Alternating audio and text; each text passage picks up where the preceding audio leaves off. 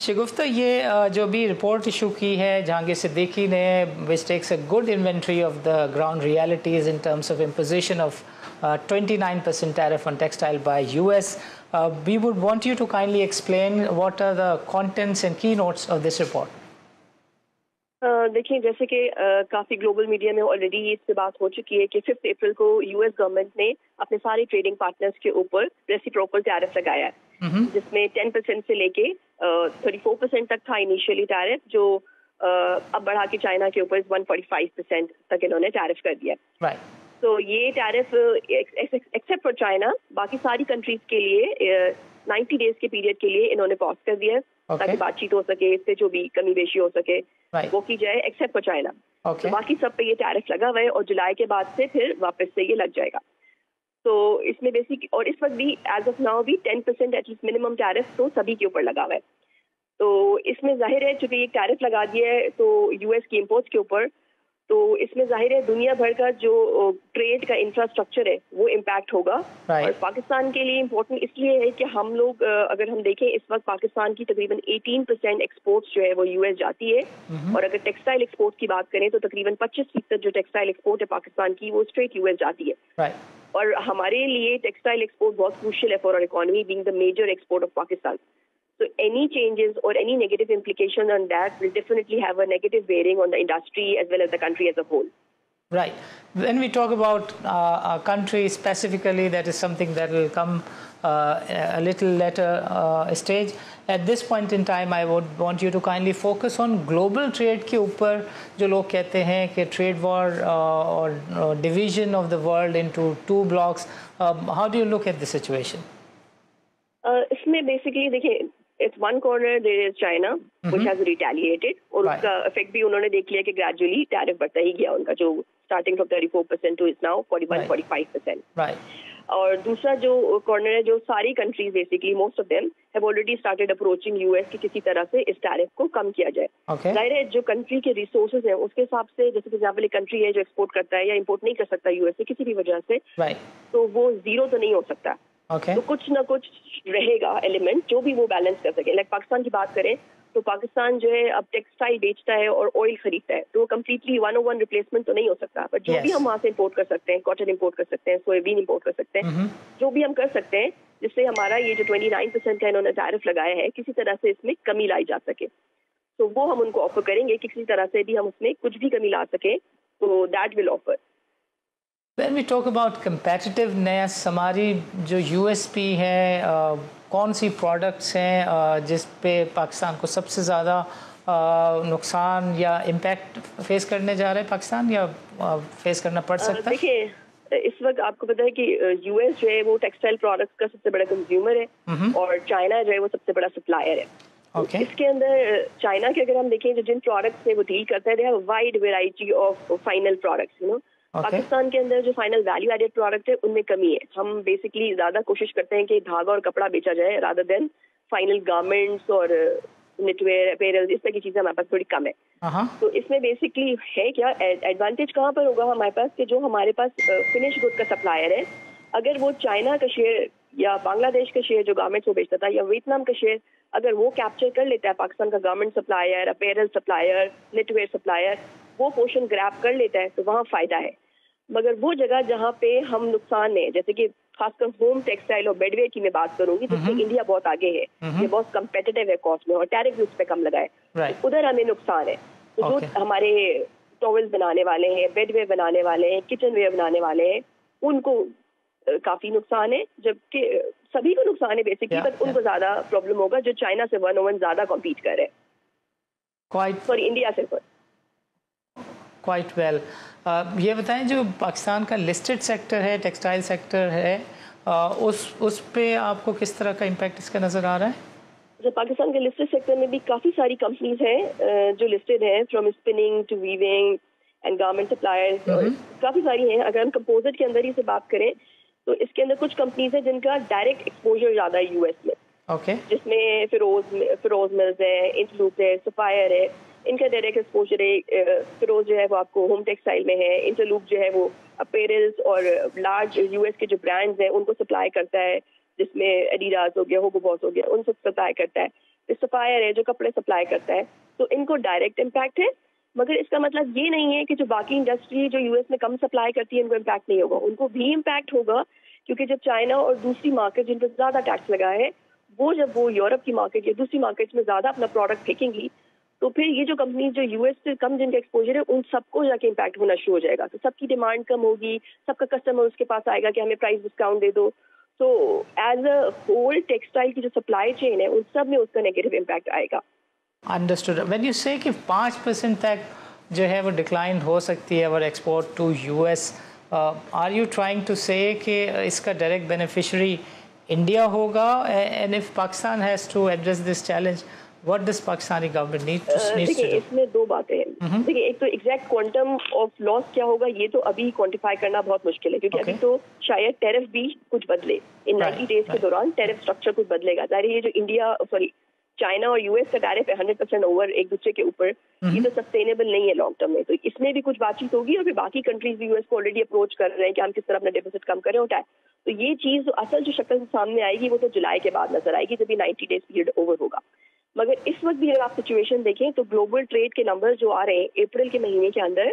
Global trade is 8% down, US के imports 16% down जो ocean shipments है, और चाइना से यूएस की ट्रेड इज 40% डाउन। पाकिस्तान का एक्सपोर्ट का नंबर अभी जो आया अप्रैल का वो भी 8% डाउन है, उसमें बाइफिकेशन तो नहीं आई है अभी टेक्सटाइल की, मगर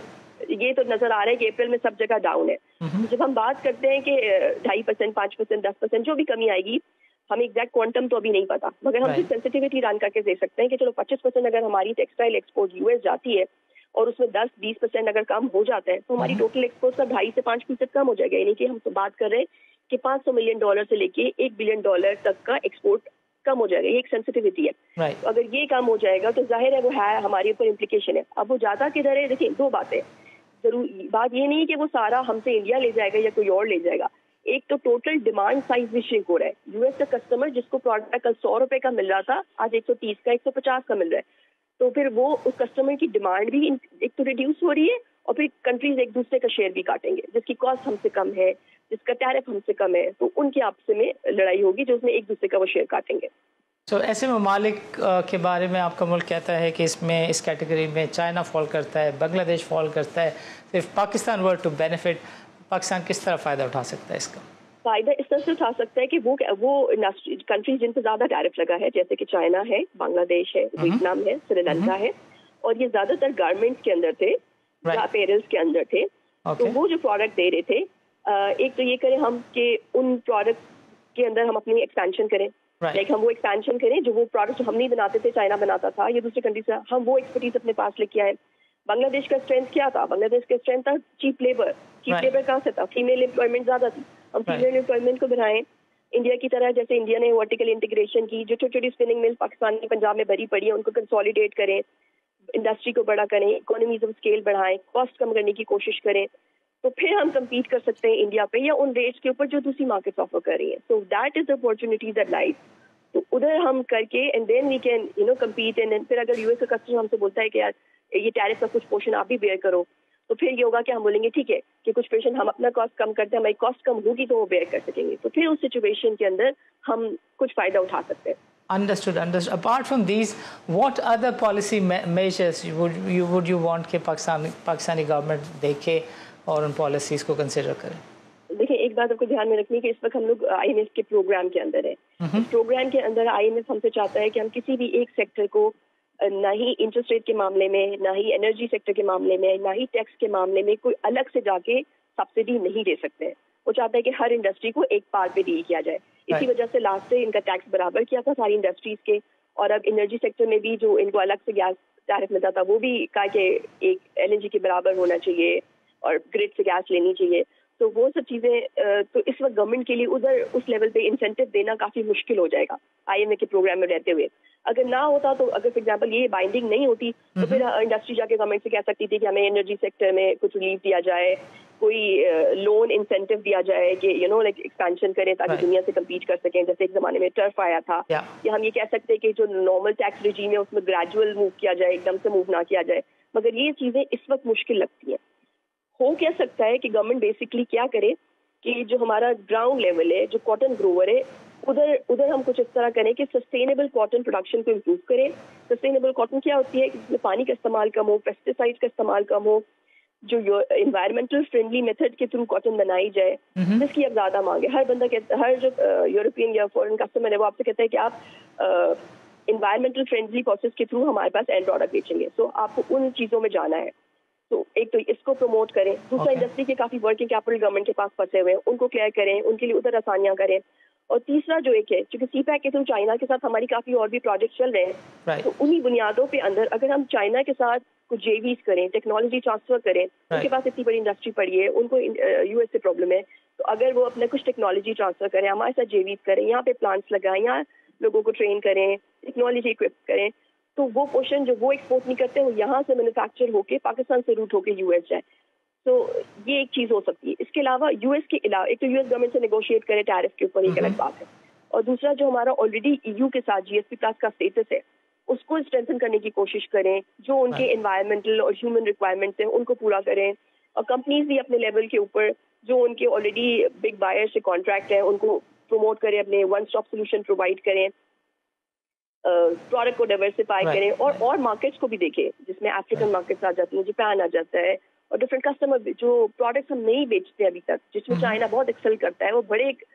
ویلیو پروڈکٹس ہیں, ان کے اندر جائے. تو ان سب اسٹریٹجیز کو اپناتے ہوئے ہم اس مشکل سچویشن میں اپارچونیٹی ڈھونڈ سکتے ہیں. شگفتہ یہ بتائیں کہ یہ آپ کو سسٹینیبل لگتی ہے ٹرمپ کی پالیسی, اور یو تھنک کہ یہ ریورس ہو جائے گی in a year or two, and just in case if it stays there, what type of disruption you see happening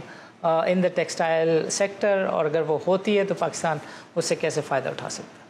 U S government کا کیا اسٹانس ہے اور وہ اس پہ کیا اسٹانس لیتی ہے, تو اس میں آپ کا گیس اور میرا گیس ایک جیسا ہی ہوگا. میں کہہ نہیں سکتی اس پر یو ایس گورنمنٹ کیا اسٹانس لیتی ہے, مگر ہاں نیگوسیشن کی گنجائش ہر جگہ پر ہے, کیونکہ دنیا بھر میں ظاہر سپلائی ریسورسز کا ڈفرینس ہے, تبھی تو یہ ٹریڈ ایگزسٹ کرتی ہے. جیسے یو کے کا کیس لے لیں, یو کے سے ابھی بات چیت چل رہی ہے اینڈ دے آر ٹرائنگ, مگر ایک بات دھیان میں رکھنے کی جو ابھی نظر آئی سچویشن وہ تو یہی ہے کہ 10% ٹیرف تو کہیں نہیں گیا, ایٹ لیسٹ 10% تو رہے گا, that's the minimum base line tariff. اس کے اوپر سے وہ ایڈیشنل ٹیرف میں کیا کمی بیشی کرتے ہیں وہ دیکھیے بھی. اچھا چائنا کا ٹیرف زیادہ رہے گا, یہ بھی صورتحال نظر آ رہی, کیونکہ ٹرمپ کسی طرح سے بھی تیار نہیں ہے کہ چائنا کو کمپلیٹلی فوگو کر دے, تو وہ کچھ ڈفرینس تو رہے گا, یعنی کہ چائنا کا کچھ پورشن تو ادھر ادھر بچے گا. اور وہ یہ ٹیرف آنے سے پہلے ہی جو ویسٹرن سپلائر سے آپ دیکھیں وہ چائنا کو ڈائیورسفائی کر رہے تھے, انڈیا اور بنگلہ دیش کے پروڈکٹس کو ڈیلوکیٹ کر رہے تھے, تو آلریڈی ایک کنٹری سے چیزیں لینے پہ نہیں خوش ہے, تو اس کو آلریڈی بانٹنا چاہتے ہیں گلوبلی. سو وہ strategy will remain there. Tariff تھوڑا بہت کمی آ سکتی ہے, یہ 29% جو ہمیں لگا اس سے کچھ پرسنٹیج پوائنٹ کمی آ سکتی ہے, مگر یہ مجھے نہیں لگتا ہے کہ یہ کمپلیٹلی فوگو ہوگا, اس کے اندر تھوڑی ایز مل سکتی ہے, ایسا کچھ ہو سکتا ہے. شگفتہ, give us your final view on this situation, sum it up overall as a message. جی دیکھیں, شارٹ ٹرم میں ڈیفینیٹلی نیگیٹو ہے, آپ کو ایکسپورٹر کے مارجن پہ بھی امپیکٹ نظر آئے گا, والیوم پہ بھی نیگیٹو امپیکٹ نظر آئے گا, اور یہ پاکستان اکیلا نہیں ہوگا, اور the region exporters will be hurt like this. In the long term وہ کنٹری سروائیو کرے گا یا آگے بڑھے گا یا اپارچونیٹی کیٹر کرے گا جو انٹیگریشن میں جائے گا, پروڈکٹ اور مارکیٹ ڈائیورسفیکیشن میں جائے گا. تو یہ چیز ہے جس پہ ہمیں کام کرنا ہے. دیکھیں ایپٹما نے ابھی پرپوزل گورنمنٹ کو دیا ہے, اور پچھلے سال بجٹ میں بھی دیا تھا کہ ان کے اوپر جو جی ایس ٹی اور ڈفرینٹ ان کی جو ریسیویبلز ہیں گورنمنٹ کے ساتھ, اس پہ ان کو کلیئرنس دی جائے. ان کے کافی پیسے پھنسے ہوئے ہیں. ابھی بھی گورنمنٹ نے جی ایس ان پٹ لوکل کاٹن کی یوز پہ جی ایس ٹی لگا دی تھی, تو بعد میں ریکلیم تو کر لیتے ہیں, مگر 4 مہینے کے لیے ان کے پیسے جو ہے وہ گورنمنٹ کے ساتھ پھنس جاتے ہیں. تو ایک ایسی انڈسٹری کے لیے جس میں ورکنگ کیپٹل آلریڈی پرابلم ہے, پیسے اسٹک ہونا ایک پرابلم ہے, تو اور امپورٹڈ کاٹن کے اوپر نہیں ہے وہ, تو بیسکلی اس میں بات چیت چل رہی گورنمنٹ سے. پیسے ان کے ہر 4 مہینے بعد ریلیز ہوتے ہیں اور ان کی بکس پہ ریسیور کھڑا ہو جاتا ہے. تو یہ ایک ایشو ہے جس پہ ایپٹما کافی ٹائم سے گورنمنٹ سے بات کری کہ ان کے پیسے ٹائم سے کلیئر کیے جائیں. سو اس پہ something that the government can do. Understood. Shagufta Irshad, آپ کو پروگرام کے لیے وقت نکالنے کا بہت بہت شکریہ. ناظرین, آج کے پروگرام میں شریک گفتگو رہے چیئرمین ایپٹما اینڈ شگفتہ ارشاد. دونوں نے ہمیں تفصیل کے ساتھ سمجھانے کی کوشش کی کہ معیشت میں آلریڈی کافی چیلنجز ہیں, and top of it when you come across the Trump tariff جس نے ساری دنیا کو ہلایا ہوا ہے, ٹریڈنگ اکانومیز کو مسائل سے درپیش کیا ہوا ہے, وہاں پہ پاکستان جیسی معیشت کے لیے مسائل اور سنجیدہ اور گمبھیر ہو جاتے ہیں. دونوں نے سمجھانے کی کوشش کی کہ گورنمنٹ کو اس وقت ایک ملٹی پرونگ اسٹریٹجی اپنانے کی ضرورت ہے. جس میں IMF کا جو ایک پورٹفولیو آف پالیسی ہے، فریم ورک ہے، اس کے اندر رہتے ہوئے گورنمنٹ کو کچھ ایسے سٹیپس لینے کی ضرورت ہے کہ جس کی بدولت جو چائنا، ویتنام، سری لنکا اور بنگلہ دیش اس وقت ایک سرٹن پیڈسٹل پر ہیں، یعنی جن کے ٹیرف جو ہیں وہ پاکستان سے زیادہ سخت ہیں، پاکستان اس کا بینیفیشری ہو سکتا ہے، پاکستان اس گیپ کو جو ہے وہ ایکسپلائٹ کر سکتا ہے۔ جو ٹیکسٹائل سیکٹر کے پلیئرس ہیں، اسٹیک ہولڈرس ہیں، وہ کہتے ہیں کہ ہمیں کوئی فیسلیٹیشن کی ضرورت نہیں ہے، ہمیں کسی بینیفٹ کی ضرورت نہیں ہے، آؤٹ آف وے فیور کی ضرورت نہیں ہے، ہم صرف یہ کہتے ہیں کہ ٹیکس کے اوپر جو ہماری جینوئن ڈیمانڈس ہیں، جس کو time and again ministry of finance agree کرتی ہے، ان کو ایکسیپٹ کر لیا جائے۔ اور جو مارکیٹ کے ایکسپرٹ ہیں فائنینشیل سیکٹر کے، یعنی JS global, they have a clear view کہ گورنمنٹ کی لانگ اینڈ سسٹین پالیسی جو ہے وہ انڈسٹری اسٹیک ہولڈرز کو ساتھ ملا کر بنانی چاہیے۔ So we will take an inventory of this situation after 2 to 3 months once again, and we will see کہ barring this war, government rightly so اپنے جو نارمل روٹین کے معاملات ہیں ان کو کیسے ڈیل کرتی ہے، اور ٹیکسٹائل سیکٹر میں جو اس وقت یہ چیلنج ہے اس کو کیسے ایڈریس کرتی ہے۔ سو ناظرین، اس طرح کے تجزیے اور بات چیت کا سلسلہ آگے بھی جاری رکھیں گے۔ ہمیں اجازت دیجیے، اللہ حافظ۔